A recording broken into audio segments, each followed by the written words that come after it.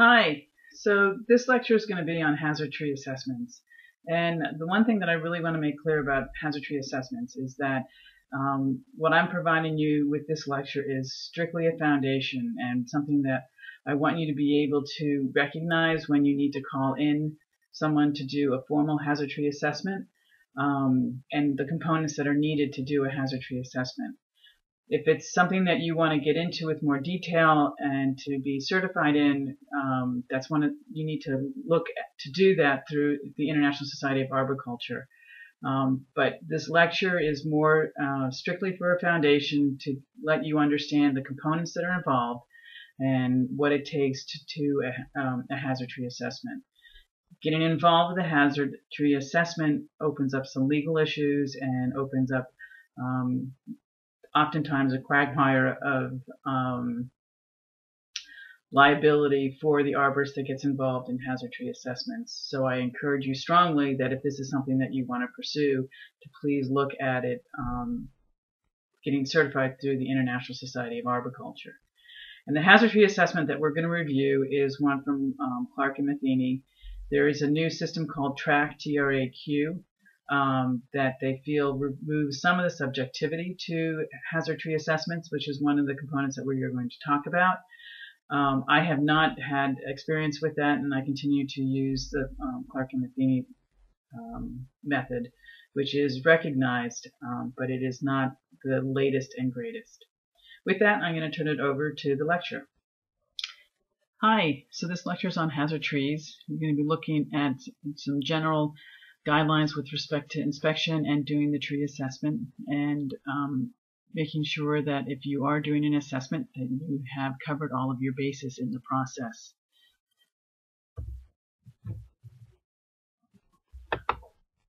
So rule number one when doing a tree assessment is that if there isn't a target, there isn't a hazard.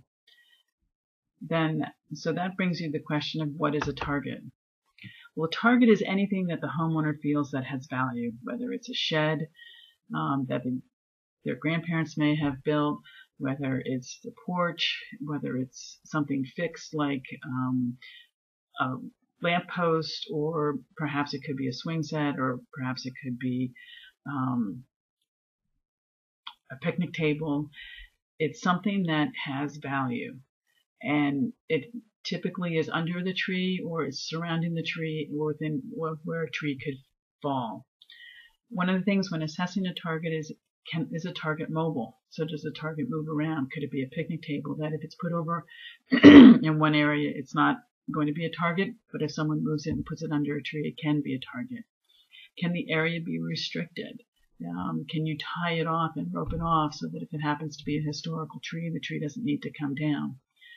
And another important component of it is the occupancy rate. Is it something that is has people there a lot, or just on weekends, or is it higher on weekends or less on weekends? So looking at the occupancy rate is very important when looking at the target. But remember, if there is no target, there is no hazard. Rule number two to consider is just because you think the tree is dead doesn't mean that it is a hazard. And just because there are leaves on the tree doesn't mean that the tree is alive. So this may be contradictory in terms, but understand that just because a tree is dead doesn't mitigate the hazard of that tree. And just because you think that there are leaves on the tree doesn't necessarily mean that the tree is alive. So you have to look at your tree, you have to know your tree physiology, and you need to be able to assess the probability of failure with respect to the tree's condition. And you're going to hear that term over and over again, probability of failure, because nothing is black and white. A lot of this is very subjective, and all we can deal is in the probability, the likelihood that it might fail. Rule number three, make sure that your assessment is based on the best interest of all the parties, and that includes the tree. So when you're doing your assessment, take into consideration what the homeowner tells you, take into consideration what you see around the site, make sure you take your blinders off, make sure that you get the entire picture of what is going on, and that you can make an assessment that is unbiased. That is very, very critical when you're dealing with an assessment. If you happen to be called in as an expert witness, you want to make sure that your opinion is an unbiased opinion and it deals strictly with the information that you have gleaned from it, not only from the parties that are involved, be it the homeowner or the community, but what you see around the site. So what are the components of making a hazard tree assessment? Well, first you want to look at a tree with the potential to fail. Is there a high likelihood that it's going to fail or a low likelihood that it's going to fail? Is there an environment around it that's contributing to that failure that could be altered to lower the probability of the failure? Or is there a person or object that would be injured or damaged if the tree were to fail? So how do we determine that? Well, first you need to do your homework, and as I mentioned earlier, you don't want to rely just on what the homeowner tells you because they may have a vested interest in it. For instance, if they have a home with a view and they want the view of the lake, and the tree in that town, if it was deemed a hazard, could come down so they could get a better view, but there's nothing wrong with it, you can't say that it's a hazard. That wouldn't be right. So you have to make sure that you're not biased and that you get all the information that you can regarding that tree. There are some sources of information for you with which to make the assessment, one of which is Ed Hayes' Risk Assessment Guidelines for Hazard Trees, and he's been doing a lot of research recently on the probability of failure of trees with the amount of live wood versus dead wood. There's also Clark and Matheny's evaluation of trees in an urban environment, which we're going to be using.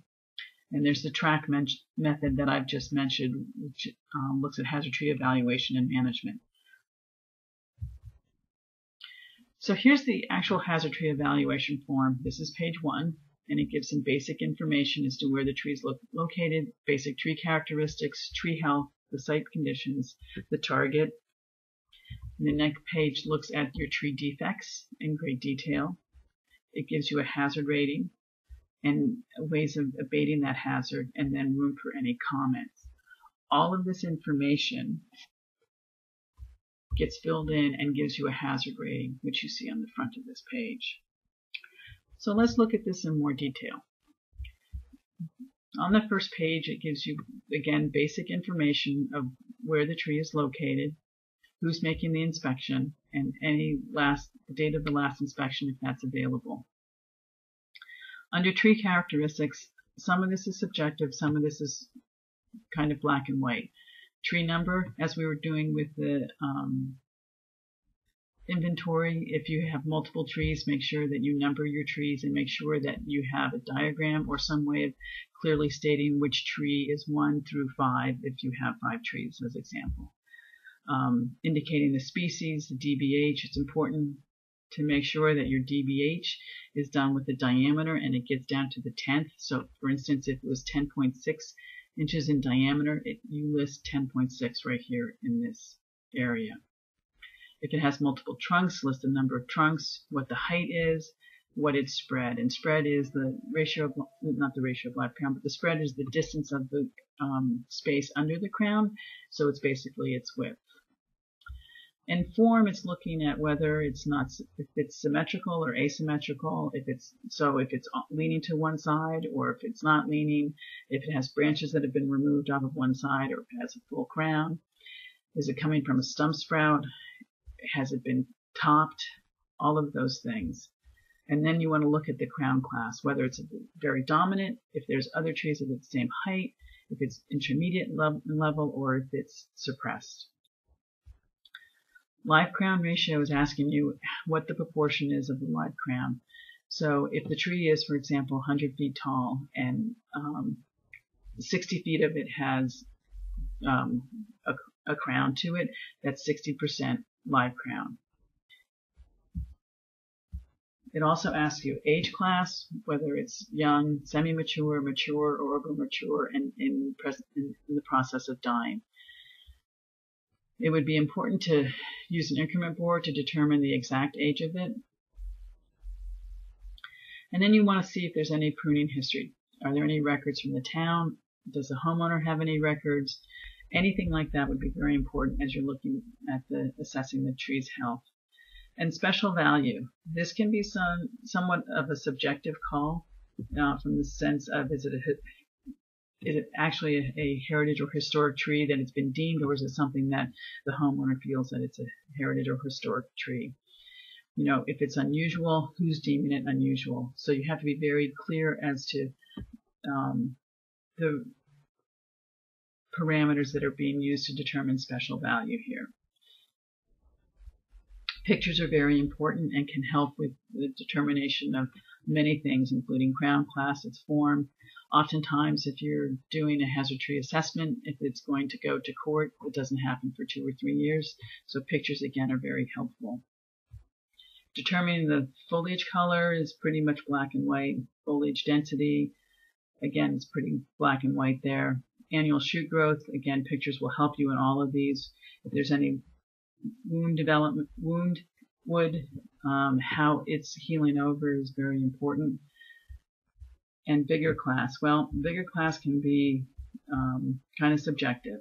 So make sure that you're clear when you're looking at vigor class. If you deem it excellent, why is it excellent? If you deem it average, why is it average? Make these notes, take pictures. And then it lists if there's any major pest or disease on it. Next area that they look at is the site conditions. Some of this, again, is pretty black and white. Some of it is subjective. Site characteristics is pretty self-explanatory. The landscape type, if there's any irrigation, if you've seen any recent site disturbance, or if someone has told you about any recent site disturbance, that's very important to note. Your percent drip line over paved, percent drip line where it's overfill. Some of this may be, there may be none if it's in a forest setting, but if it's on a street setting, it is very important to denote what percentage of that is over pavement, what percentage of that may have fill, if the grade's been lowered, if your pavement's been lifted. All of this is very important. Do you note any soils problems? You know, do you see any drainage issues? Do you notice if it's a compacted soil or if it's droughty? It can't hurt again to take a soil test here if you have the ability to do that and the funding for it. Do you see any obstructions? Again, pictures here would be very helpful. It helps eliminate any of the subjectivity.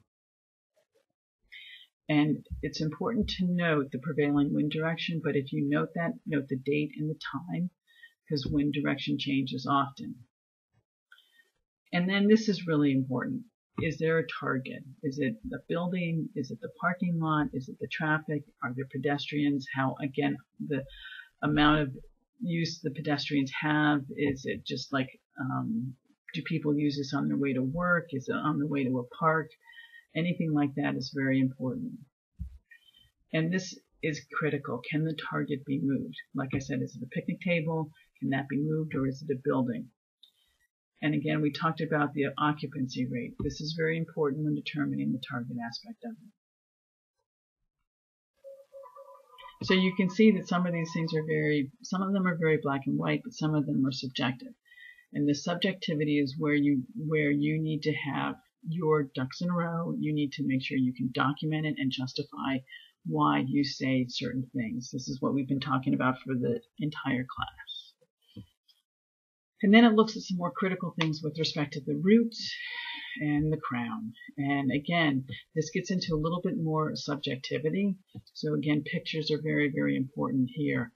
But you need to take measurements, you need to be very clear, and any notes that you have, make sure that it's clear to you what you're looking at.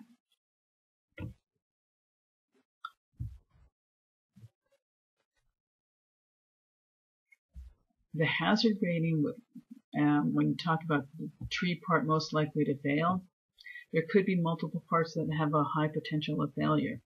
And this failure potential we're going to talk about this in a little bit more detail, of low, medium, high, or severe is very subjective. The size of the part, that can be a little bit subjective too, as well as the target rating, whether it's occasional use or intermittent. Your definition of intermittent may be my definition of occasional. So you need to be clear on what you're saying is intermittent. And then can you just remove the defective part and then your hazard will be mitigated, or do you need to do something further to that? Do you need to cable it? Do you need to brace it? Should the tree just be removed? And the next step then is maybe you need to, could you possibly replace it? Or can you just simply remove the target and then you remove the hazard? And the other important thing is, did you notify someone? If, for instance, you're working on behalf of the town and you noticed that there was an issue with the hazard tree on an adjoining property, did you notify the owner? Did you notify the manager? Did you notify who was in charge? This is very important for follow-up and also to mitigate liability in case that tree falls. So some very important things to bring with you as you're making a tree inspection. Diameter tape we mentioned. Clinometer is helpful to get the tree height. The map or compass or GPS. The GPSs are getting much better. As far as proximity goes, having an increment borer which can tell you the age of the tree is very good. A drill with a very long but very narrow bit is very helpful because you can actually feel if there's spongy roots with using a drill. Binoculars are very helpful to look up in the crown of a tree. It's tough if you are having to make an assessment from the ground. It's very important to note if you are making your assessment from the ground and if you can't get into a bucket truck. But binoculars help you with that. A trowel and a hoe are very helpful to do excavation within the soil, as is a soil auger, and a pocket knife can come in very handy. And this is probably the biggest asset and the biggest tool is to bring your camera. Document, take lots of pictures. And we touched on this briefly, but you don't want to look just at the tree. You want to look at what's going on in your area. You want to look at any site conditions that may be happening. You want to look at if there's any hazards that are causing the area to be compromised. So don't look just at the tree. It's important to look at the tree, but look at other areas and other things that are around it as well. So let's look at some specific aspects of some tree characteristics. And this is not an unusual site to have a situation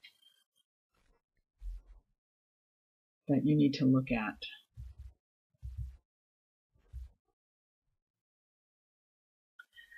So this is a newer home. There's been some excavation. You can see that the ground has been changed and altered.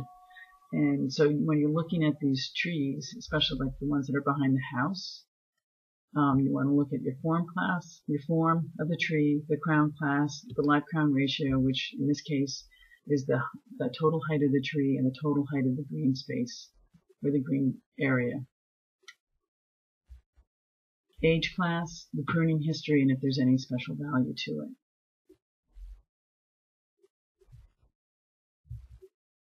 And we talked about the tree health, the foliage color, the density of the leaves, what the annual shoot growth is, if there's any wounds and how that's how they're healing over, what the vigor class is, and if there's any growth obstructions that you see on the tree. And there's some specific site considerations that you want to look at. What's the location? Is the tree in the street? Is it in a boulevard? How wide is the sidewalk? What if there, some places they've actually put in an irrigation system. If there's been any recent site disturbance, the percent of the drip line that's paved. So if you were looking at this tree canopy, how much of that's hanging over the pavement? How much of that's hanging over the sidewalk? Has there been any fill? In the last picture we saw that the area had been filled, and in another one we're going to look at, you can also see that. And if there's been any grade change, have they had any work done there? It's important to look at this whole picture here and not just the tree. You've got wires coming through here.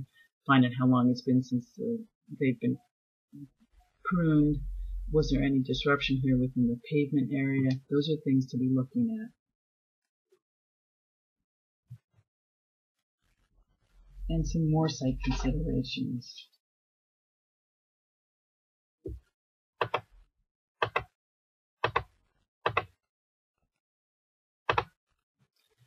This is a really good picture because this tree's obviously been pruned and it's been pruned really high. One of the other things that you look at is here, this fill. You don't see any sort of trunk flare. If it looks like a telephone pole, you know it's been filled in. And that trunk flare is very important. So digging down with your trowel to find out how much it's been filled in is critical. So you want to be looking again at the whole site and what's been going on. Did this have any trenching, that the roots may have been disturbed, even if it was something 10 years ago, because particularly with trenching, many trees don't really see the effect for 7 to 10 to 15 years after the trenching has occurred. So getting all of this information is very important.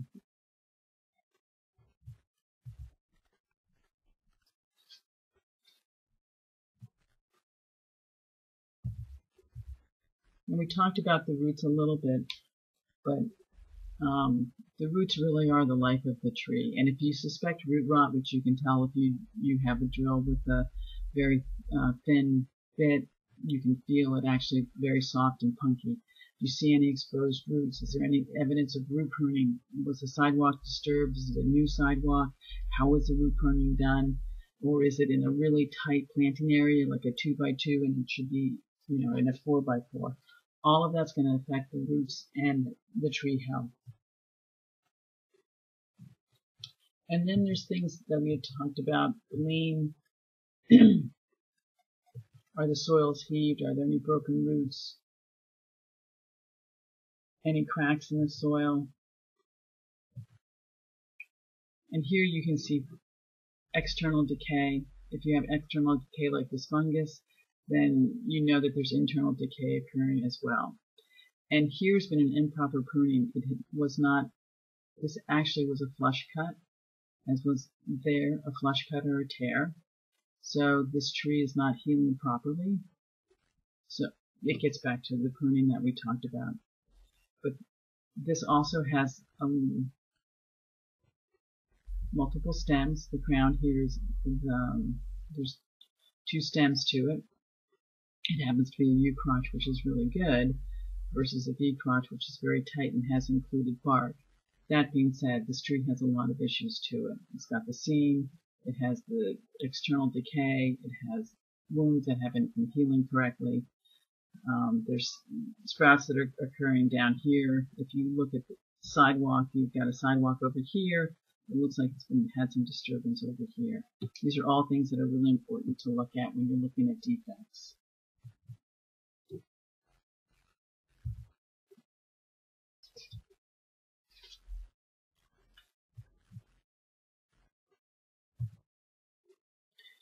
One of the things that Ed Hayes has been doing is looking at the amount of defect that a tree has, and when something is considered to have too much defect and has a higher probability of failing.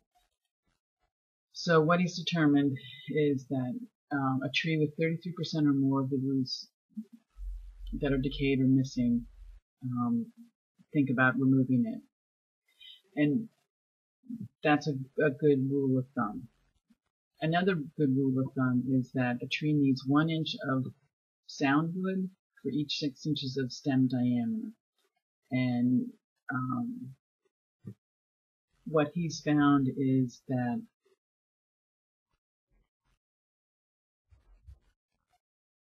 a tree that had, let's say, if you have a 12-inch tree, you need to have at least 2 inches of sound wood for that tree to be have a higher probability of success.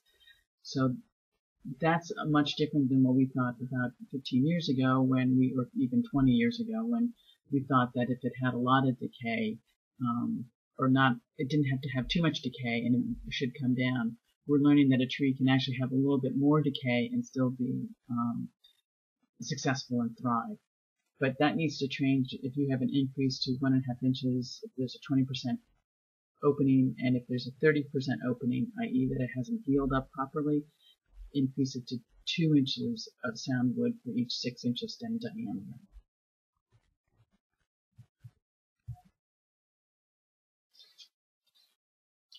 So what does all of this mean? Here you've got a dead branch over this building here. What's the probability of failure? And this is where it gets into some subjectivity and where you need to be very clear on how you come up with the numbers for your assessment. If this is a dead branch that's hanging over this building here, right here, what's the probability of failure? Is it high? Is it low? What is it? And that's what your tree assessment helps you determine. It's a systematic way of reviewing the tree, and it tries to eliminate as much of the objectivity as possible. But you need to first look at what part is most likely to fail. Then you need to look at the part that is most likely to failure. What is the failure potential? Is it low, meaning that it doesn't have that the defects are minor? Is it medium, meaning that the defects are present and obvious, like there's a cavity encompassing 10 to 25% of the circumference of the trunk? Or maybe it has a codominant stem with included bark? Or is it high? Are there numerous and significant defects present? Does the cavity encompassing 30 to 50% of the circumference of the trunk? Or are there multiple pruning wounds that did not heal over well?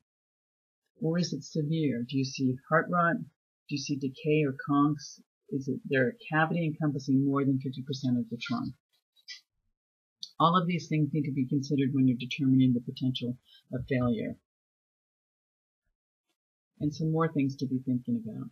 What's the part that's going to fail? Is it small in size, less than 6 inches? Is it between 6 and 18 inches? Is it greater than 30 inches?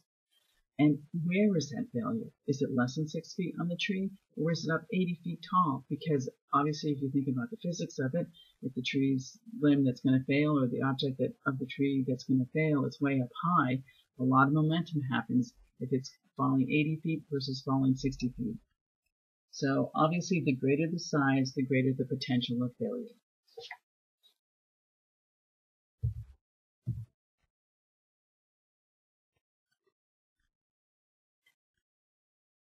And the target rating, does it have occasional use, like maybe a jogging or cycling trail? Does it have intermittent use, maybe a picnic area that just gets day use? Or does it have frequent use, like seasonal camping area or a storage shed? Or is it constant use? Is it a year-round use for a number of hours each day, like a residence, a school, a playground? What is it? So you need to be sure that you understand how often that site is visited to help determine the target rating. And all of this information, the failure potential, the size of the part, and the target rating equals the hazard rating. A tree that has a rating as 11 or higher has a probability of hitting a target than one rated as 5. Again, if you can remove the target, though, then you eliminate your hazard. Then you would have a rating of 0, which is obviously better than 10. So some things to consider when you're doing a hazard tree assessment. The first one is don't hesitate to call in assistance. This is really very important. Utilize your resources that you have around you. You need to look out for the best interests of your client and as well as the community or the city. But in doing so, don't be biased in don't let that bias you. You need to be very objective and you need to be very consistent. And as I said before, take copious notes, be as detailed as possible, and take as many pictures as possible as well.